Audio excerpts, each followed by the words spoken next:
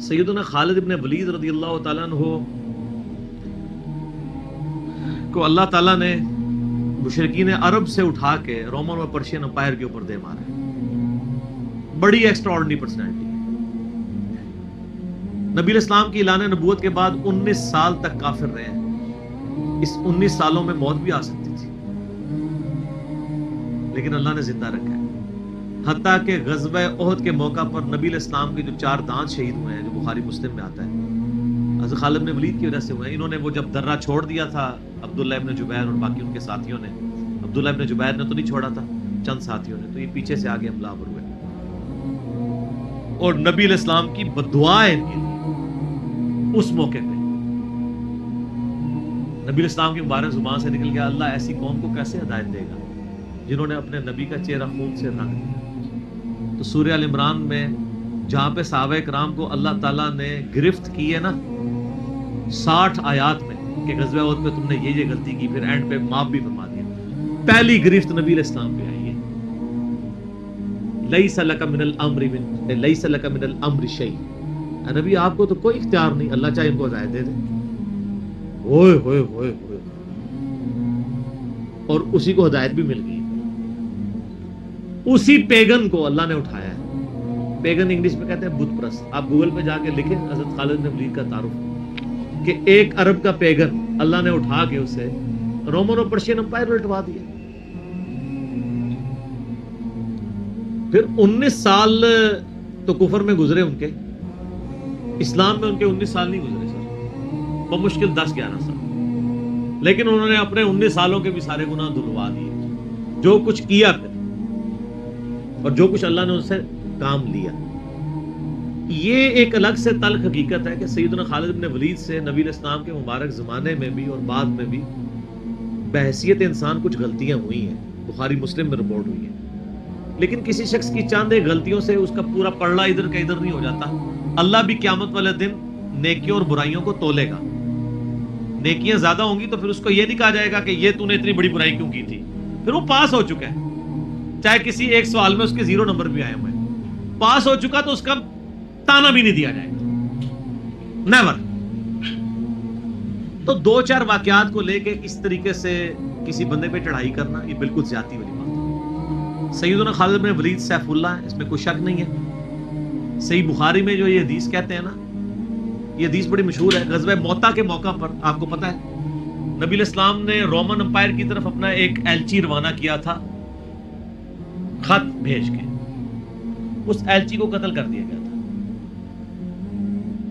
اور اس وقت ایلچی کا قتل اعلان جنگ ہوتا تھا. تو نبی علیہ السلام نے ایک لشکر روانہ کیا زید بن حارثہ کی قیادت میں. نبی علیہ السلام کے منہ بولا بیٹا جس کا نام قرآن میں, واحد صحابی جس کا نام قرآن میں زید.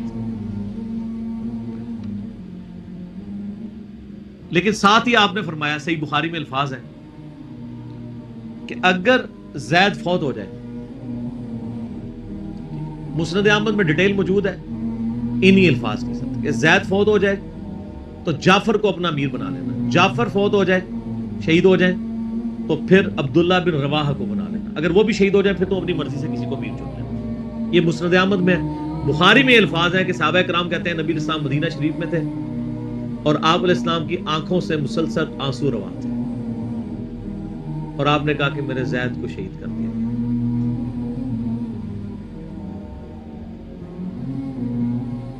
اب مسلمانوں کا پرچم جعفر نے تھام لیا.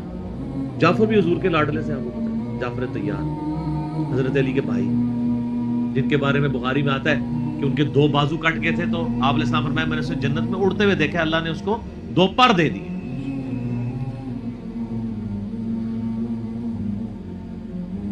نجاشی کے دربار میں انہوں نے ہی, آپ کو پتہ سورہ مریم پڑھی تھی,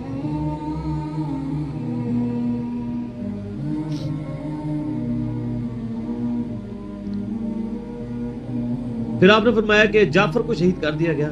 اب عبداللہ ابن رواحہ نے پرچم تھام لیا, پھر آپ نے فرمایا اسے بھی شہید کر دیا گیا. پھر آپ نے فرمایا اب اللہ کی تلواروں میں سے ایک تلوار کو مسلمانوں نے اپنا امیر چن لیا اور میں اللہ سے امید کرتا ہوں اللہ تعالیٰ اس کے ہاتھ پہ فتح دے اور فتح ہو بھی گئی. یہ بخاری کی جو حدیث ہے نا, اس کے اوپر امام بخاری نے باب باندھا ہے مناقب خالد ابن ولید. حالانکہ اس میں خالد ابن ولید کا نام نہیں تھا، لیکن اس حدیث کے اوپر باب کیا باندھا؟ خالد ابن ولید، کیونکہ وہ سیف اللہ وہ تھے. سیوف من سیوف اللہ، اللہ کی تلواروں میں سے ایک تلوار کے ہاتھ میں جھنڈا آ گیا، اللہ تعالیٰ فتح دے گا، فتح ہو گئی. اس کے 3-4 طریقے بخاری میں، باقی طریق کے اندر نہ خالد ابن ولید کا نام بھی موجود ہے کہ خالد ابن ولید کے ہاتھ میں اب پرچم آ گیا، اللہ نے فتح دے دی. اچھا، اور وہ فتح یہ ہوئی کہ بہت بڑا لشکر سامنے سے آ گیا تھا. حضرت خالد بن ولید اپنے لشکر کو بچا کے واپس لے آئے. ایک غزوہ موتا تھا، اور صحیح بخاری میں آتا ہے کہ 9 تلواریں حضرت خالد کے ہاتھ میں ٹوٹی تھیں اس دن. 9 تلواریں اس جنگ کے اندر. واپس آ گئے. پھر بعد میں خیر وہ ایک رومن امپائر والا پھر یرموک پہ جا کے کنکلوژن ہوئی نا. یہاں پہ بخاری میں الفاظ ایک طریق میں خالد بن ولید ہیں، دوسری میں سیف اللہ، اور امام بخاری نے باب بھی باندھ دیا تو سیف اللہ ثابت ہو گیا. اسی حدیث کا جو طریق مسند احمد میں ہے اس میں الفاظ ہیں اللہ کی تلواروں میں سے ایک تلوار خالد ابن ولید.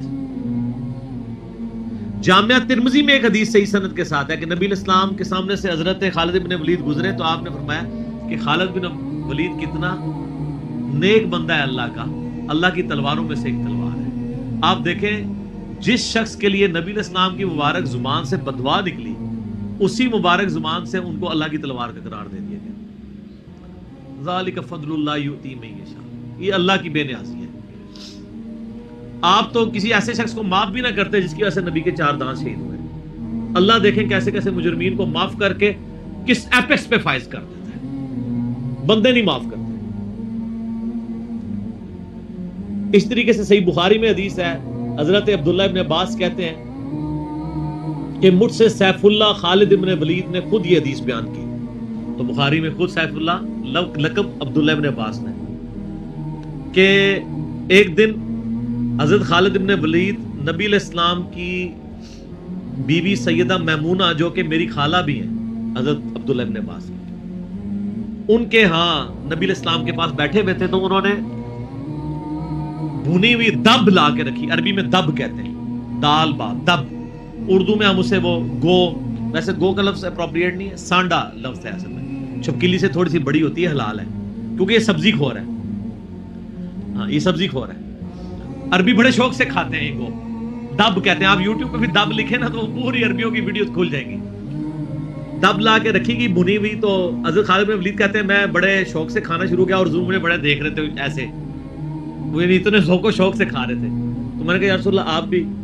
تو آپ فرمایا کہ میرے علاقے کی غذا نہیں ہے، میں نہیں کھاتا، یعنی حرام. ان کا یا رسول اللہ کیا حرام ہے؟ آپ فرمایا حرام نہیں ہے، مجھے پسند نہیں ہے. اس سے یہ بھی بات پتہ چلی کہ اگر کسی کو کوئی رزق پسند نہ ہو تو اس میں کوئی گناہ اور عیب والی بات نہیں ہے. یہاں تو کہتے ہیں جس کو کدو پسند نہیں ہے اس کی گردن اتار دو. کہنا نا قاضی ابو یوسف کی طرف ایک جھوٹا واقعہ مشہور کیا ہوا ہے. وہ اللہ نے یعنی اتنی چیزیں اس لیے بنائی ہیں نا، کسی کو ایک چیز پسند ہوگی کسی کو دوسری، تو اس میں بھی سیف اللہ کے الفاظ ہیں. اس کے علاوہ صحیح مسلم میں ایک حدیث ہے، آپ کو پتا ہے ذوالخویسرہ التمیمی نجدی خبیث جس نے کہا تھا اے محمد اللہ سے ڈر اور انصاف کر. بخاری مسلم دونوں میں آتا ہے. تو آپ فرمایا اگر میں انصاف کرنے والا نہیں تو کون ہے؟ تو وہاں پہ الفاظ ہیں مسلم شریف میں، یہ بخاری میں بھی حدیث ہے، مسلم کے الفاظ ہیں کہ حضرت عمر فاروق رضی اللہ عنہ کا یا رسول اللہ اجازت ہے میں اس منافق کی گردن اڑا دوں.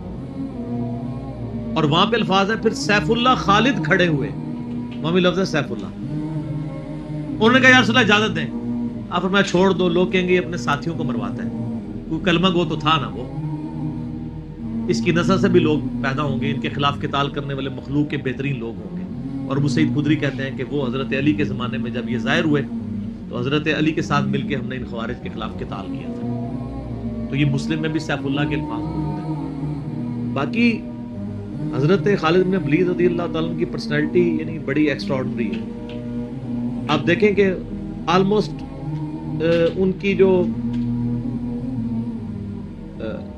عمر مبارک ہے وہ بلو 45 تھی جب وہ فوت ہوئے حضرت عمر کے دور کے اندر. حضرت ابوبکر صدیق کے دور کے اندر وہ آرمی چیف تھے. وہ سر عمر سیریز پھر دیکھیں تو آپ کو پتہ چلے. انہوں نے ایک ایک چیز فلمائی ہے. مسلمہ کذاب کے خلاف قتال میں کون لیڈ کر رہا تھا؟ خالد بن ولید. جتنے عرب کے قبائل مرتد ہوئے ہیں ان کے خلاف حضرت خالد بن ولید کو بھیجا. اور اس کے بعد پرشین امپائر کا جب جہاد شروع ہوا ہے تو شروع کی ساری مہمات میں حضرت خالد بن ولید تھے. تو کرتے کرتے اس دوران کچھ واقعات رپورٹ ہوتے تھے ایسے. حضرت ابوبکر صدیق سے حضرت عمر مخالفت کرتے تھے. وہ کہتے تھے یہ اپنی طرف سے کچھ ڈیسیژن کر لیتا ہے, اس کو چاہیے کہ امیر کی اطاعت کرے. تو حضرت ابوبکر صدیق کہتے تھے کہ اگر وہ میرے حکم کا انتظار کرے گا تو 1 مہینہ تو خط پہنچنے میں لگے گا, ایک جانے میں اس وقت تک اس کے ہاتھ سے موقع ہی نکل جائے. تو میں نے اسے اختیار دیا ہوا ہے. وہ موبائل فون یا کوئی اس وقت واٹس ایپ تو ہے نہیں تھا. لیکن حضرت عمر ذرا ڈسپلن کے بہت سخت تھے. وہ کہتے تھے اس طرح ان کو خود ڈیسیژن نہیں لینا چاہیے, کیونکہ اس میں 1-2 مسئلے ان سے مس ہینڈل بھی ہو گئے تھے. تو جب اتنے بندہ کام کر رہا ہوتا ہے 1-2 مسئلے تو مس ہینڈل ہو جاتے ہیں. ہم سمجھتے ہیں مس ہینڈل ہونے کا مطلب ہے 0 سے ملٹیپلائی. ایک طبقہ یہ سمجھتا ہے, دوسرا کہتا ہے نہیں کہ چونکہ اس کی شان بہت ہے لہذا مس ہینڈل ہو نہیں سکتا. یہ دونوں ایکسٹریم ہیں. وہ پیغمبر ہی ہے جس کو اللہ تعالی نے رول ماڈل بنایا ہے, وہی بیلنس ہے. تو پھر جنگ یرموک کا موقع جب آیا, رومن امپائر کے خلاف فیصلہ کن جنگ تھی جو, تو عین میدان جنگ میں حضرت بکر صدیق فوت ہو گئے. حضرت عمر نے پہلا ڈیسیژن یہ کیا کہ خالد بن ولید کو آرمی چیف کے عہدے سے معزول. ہائے ہائے سر, بالکل آپ آخری اوور چل رہے ہو اور آپ کا جو پلیئر سینچری پہ سینچری مار رہا ہو, آپ اس کو کہیں اس کو واپس آ جاؤ اور ایک نیا پلیئر بھیج دیں. جو کریز پہ سیٹ تھا اس کو آپ واپس بلا لیں. یہ وہ شخص کر سکتا ہے جس کا خدا پہ یقین ہو. تو اور آپ کو پتہ ہے حضرت عمر کے رشتہ دار تھے قریبی, انہی کے قبیلے سے تھے حضرت خالد بن ولید. حضرت خالد بن ولید کو پتا تھا کہ یہ اگر عمر خلیفہ بنے گا نا تو پھر میرا معاملہ پہلے ہوگا. اور وہی ہوا. ابو عبیدہ ابن جراح کو بنا کے بھیج دیا. لوگوں میں بڑی چیما گوئیاں شروع ہوئی کہ لو جی سب سے بڑی آرمی کے خلاف جنگ ہو رہی ہے, سب سے بڑی سپر پاور, اور عین میدان جنگ میں یہ ڈیسیژن کر دیا ہے, اگر مسلمان ہار گئے پھر کیا ہوگا. یہ وہ اللہ نے فتح دے دی. فتح ہوئی تو اب جب لوگ آ کے مبارک باتیں پیش کر رہے ہیں, پھر حضرت عمر نے آ کے مسجد نبی میں خطبہ دیا. انہوں نے کہا خدا کے لیے میں تم سے یہی تو چیز ختم کرنا چاہتا تھا کہ یہ فتوحات خالد کی وجہ سے نہیں ہو رہی, رب خالد کی وجہ سے ہو رہی ہے. کل کو خالد نہیں رہے گا تو تم کیا سمجھو گے کہ اسلام ختم ہو جائے گا. اسلام نے تو آگے چلنا ہے. ٹھیک ہے. پھر انہوں نے کہا میری دوسری حکمت یہ تھی کہ مجھے پتا ہے کہ اب یہ رومن امپائر مسلمانوں کے پاس آ جائے گی, بیت المقدس بھی فتح ہو گیا پھر بعد میں. تو خالد ابن ولید جو ہے یہ جنگ کی فیلڈ کا ماسٹر ہے, اور جب کوئی علاقہ فتح ہو جاتا ہے پھر کسی جنگجو کی وہاں گورنر لگانے کی ضرورت نہیں ہوتی, بلکہ کسی ایسے شخص کو گورنر لگانے کی ضرورت ہوتی ہے جو ہیومن انسٹنکٹ سے واقف ہو, جس کو ہیومن مینجمنٹ آتی ہو. تو خالد تو ہمیشہ تلوار کے ساتھ ہی کھیلا ہے, اس کو ہیومن مینجمنٹ نہیں آتی. تو میں نے اس شخص کا انتخاب کیا ہے جس کو سب سے زیادہ رسول اللہ صلی اللہ علیہ وسلم کی صحبت کا شرف حاصل ہے. اور بخاری مسلم میں حدیث ہے کہ نبی علیہ السلام نے فرمایا کہ ہر نبی کے ساتھ ایک امین ہوتا ہے, اور میرا امین جو ہے وہ ابو عبیدہ ابن جراح ہے. ان کو پھر یعنی یرموک میں حضرت عمر نے یعنی آرمی چیف لگایا اور فتح ہوئی. اس کے بعد بیت المقدس بھی فتح ہو گیا, کیونکہ ابو عبیدہ جو ہے وہ شروع کے مسلمانوں میں سے مکی دور کے. اب بعد میں لوگوں کو اسلام سکھانا تھا تو ایسے بندے کی ضرورت تھی. تو پھر حضرت عمر آپ کو پتا ہے نا دورے پہ بھی گئے تھے بیت المقدس کی چابیاں لینے کے لیے.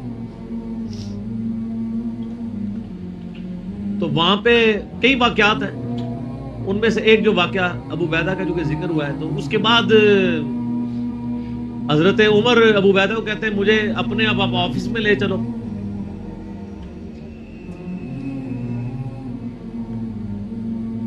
دنیا کی سب سے بڑی سپر پاور فتح کی ہو جس بندے نے, آپ سمجھیں کہ ایک بندے نے امریکہ فتح کیا ہے, کسی جنرل نے, واشنگٹن ڈی سی میں اس کا آفس تو ہونا چاہیے.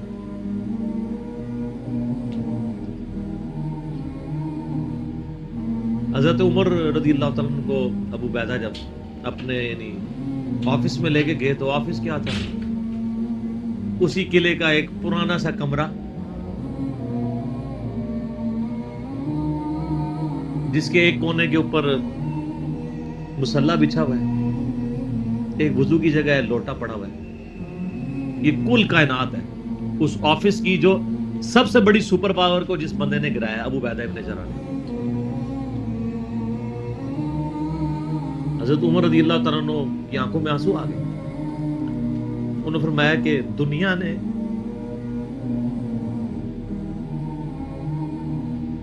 ہر بندے کے اوپر اپنا اثر چھوڑا ہے سوائے ابو عبیدہ ابن جراح کے. دنیا سے شکست نہیں دے سکی. دنیا سے مراد دنیا کی محبت. ہر بندے نے اپنا حصہ لے لیا. اس لیے آپ کو پتا ہے نا کہ حضرت عمر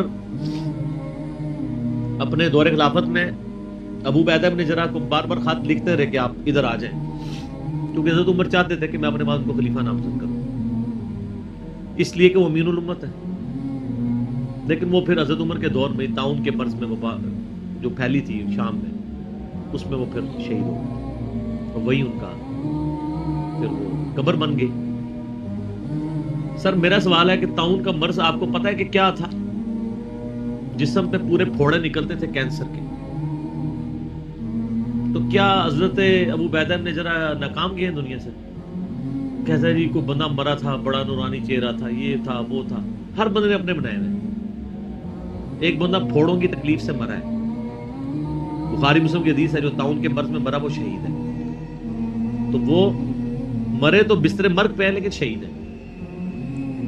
اور دوسری طرف خالد بن ولید آپ دیکھ لیں، سینکڑوں جنگوں میں حصہ لیا انہوں نے، کسی ایک جنگ میں شکست نہیں کھائی. حتیٰ کہ جو کافروں کی طرف سے بھی غزوہ احد لڑی ہے اس میں بھی ان کو شکست نہیں ہوئی. جسم پہ حضرت خالد بن ولید کہا کرتے تھے میرے جسم کا کوئی حصہ نہیں جس پہ برچھی یا نیزے یا تلوار کا نشان نہ ہو. ظاہر ہے اتنی جنگوں میں زخم لگ جاتے ہیں، لیکن میں بھی آج ایک بوڑھے اونٹ کی طرح بستر مرگ پہ مر رہا ہوں. میں نے سینکڑوں جنگوں میں اپنی موت کو تلاش کی ہے لیکن موت نہیں آئی. اس کا مطلب ہے موت جو ہے وہ اس پہ ڈیپینڈنٹ نہیں ہے کہ آپ میدان جنگ میں گئے ہوئے ہیں. ان کو موت میدان جنگ میں اس لیے نہیں آنی تھی کہ وہ اللہ کی تلوار تھے. اللہ کی تلوار تو نہیں ٹوٹ سکتی تھی. تو ان کا آج میں بھی بوڑھے اونٹ کی طرح بستر مرگ پہ مر رہا ہوں. صرف میں تمہیں یہ بتانا چاہ رہا ہوں کہ موت کا میدان جنگ سے کوئی تعلق نہیں. ویسے تو مسلم شریف میں حدیث ہے جو شخص شہادت کی تمنا کے ساتھ اپنے بسترے پہ بھی مرا اللہ تعالیٰ اسے شہید ہونے کا ثواب دے دے گا. ہمیں نیت کرنی چاہیے. یہ حضرت خالد بن ولید کے شعر ہیں کہ میں بھی اگر موت میدان جنگ میں آتی تو مجھے آتی جس نے سینکڑوں مار کے لڑے ہیں، اور سر پیچھے بیٹھ کے نہیں آج کل کے جرنیلوں کی طرح، فرنٹ سے لیڈ کر کے. تو یہ ان کے اشعار آج بھی ان کا جو قبر یا مزار بنا ہے اس کے ساتھ ایڈجسنٹ مسجد کی دیوار کے اوپر یہ شعر لکھے ہوئے ہیں. آپ یوٹیوب پہ جا کے دیکھیں تو آپ کو مل جائے گے. فرنٹ سے لیڈ کر کے پوری زندگی لڑے. باقی ان سے جو کچھ واقعات مس ہینڈل ہوئے ہیں اس سے آپ ان کی یہ نہیں کہہ سکتے کہ زندگی زیرو سے ملٹیپلائی کر گئی. کیونکہ جو بندہ موت کو گلے لگانے کے لیے ہر وقت تیار ہو، اس کے بارے میں یہ کہنا کہ وہ کسی عورت کے معاملے میں مطلب وہ اس سے محبت کے چکر میں اس نے اس کے یعنی خامد کو مروا دیا، جو ایک واقعہ ملتا ہے، ایسا نہیں تھا. کیونکہ حضرت عبداللہ بن عمر اور عمار بن یاسر آپ کو پتا ہے یہ رپورٹر تھے حضرت ابو بکر کے. غزوہ جب وہ جنگ یمامہ کے بعد واپس آئے نا، انہوں نے آگے رپورٹنگ کی. انہوں نے پوچھا ہاں بتاؤ اتنے مار کے لڑے کیا ہوا کیا ہوا. تو عمار بن یاسر نے کہا کہ اللہ کی قسم آپ جنگ یمامہ تو جیتی ہے خالد بن ولید کی وجہ سے. پہلے تو پسپائی ہو گئی تھی، 700 وفات شہید ہو گئے تھے. حضرت خالد بن ولید اکیلے آگے چلے گئے تھے جسے روپ پڑا تھا.